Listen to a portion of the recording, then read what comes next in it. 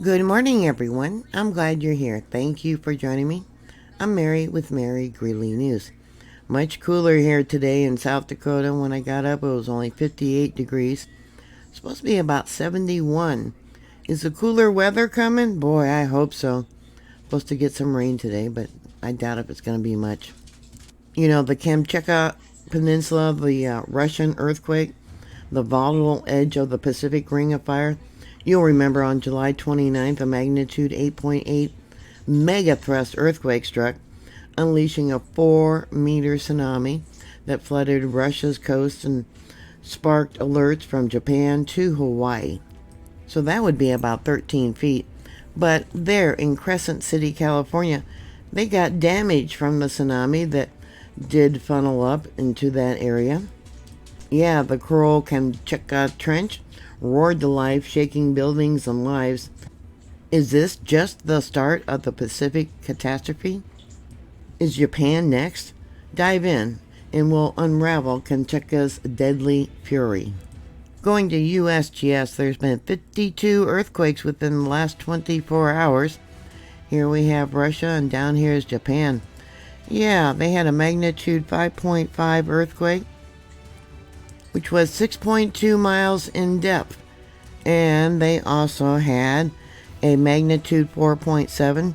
That was much deeper, 48.5 miles in depth. But then there's also been earthquakes along the Aleutian Islands, going up towards Alaska. Most recently today, a magnitude 3.4 by Sand Point. Now, we know that all these earthquakes that have been happening there off the coast of Russia, yeah, it's gonna create earthquakes in other areas. Hopefully nothing, very big, but are you prepared just in case? There in Crescent City Harbor before the tsunami, boats bobbing peacefully. The docks were lined with fishing vessels.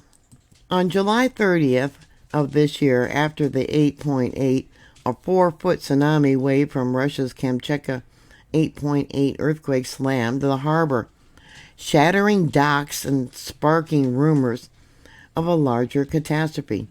With boats sunk and livelihoods threatened in Crescent City, tsunami curse strikes again. Yeah, so you want to know why? Well, it's the way the ground is, the crust of the earth there in the harbor. Kind of funnels the waves to create more of a danger zone than other locations. The tsunami hit Crescent City Harbor at 2:30 a.m. Pacific Daylight Time, hours after the Kamchatka quake unleashed waves racing 4,000 miles across the ocean at 500 miles an hour. Locals like harbor manager Ted Smith reported docks splintered like matchsticks, boats bashed against pilings. USGS confirmed the 3.6 waves damaged a harbor deck, sinking several boats, with $500,000 in losses estimated. Other estimates say that it was close to $1 million in damage from the tsunami waves, plural. The Crescent City Harbor was rebuilt after the 1964 Alaska tsunami that had killed 11. It faced another blow. That 1964 wave from the 9.2 quake destroyed 29 blocks and caused $7.4 million in damage. There was a lot of talk about the Kamchatka quake triggering underground landslides, amplifying the surge. But experts say it's the Mendocino Triple Junction, where plates collide, that funnels tsunamis right to Crescent City's doorstep. Thought that was really interesting. Yeah, the Mendocino Triple Junction. Are they going to have another large earthquake and tsunami warnings coming there too? Not just Japan? Yeah, time will tell. Do you think that the West Coast is overdue for a large earthquake? If you do, have you done anything to prepare for that? Harbor Commissioner Lisa McDowell told reporters we're assessing the damage, but it's bad. Pilings twisted, slips destroyed. No injuries were reported, but fishermen like John Marmaris lost their livelihood. My boat is gone. $50,000 sunk.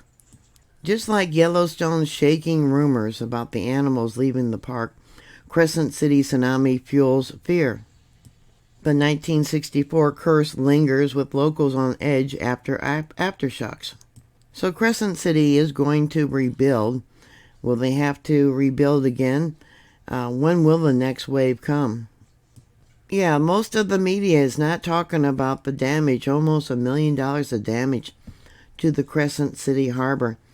And I hope they got insurance for their vessels there, the people that lost their boats and their livelihoods. And you know how insurance companies are slow and forthcoming with payments.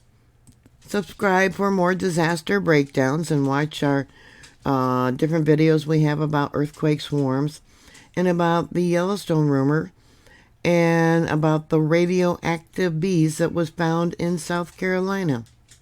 Yeah, don't ignore the waves. If you see the ocean going out, don't go running out to pick up different little treasures.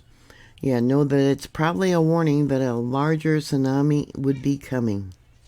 Thank you for watching. Please like, share, and subscribe. And I'll talk to you later. God bless you. Bye.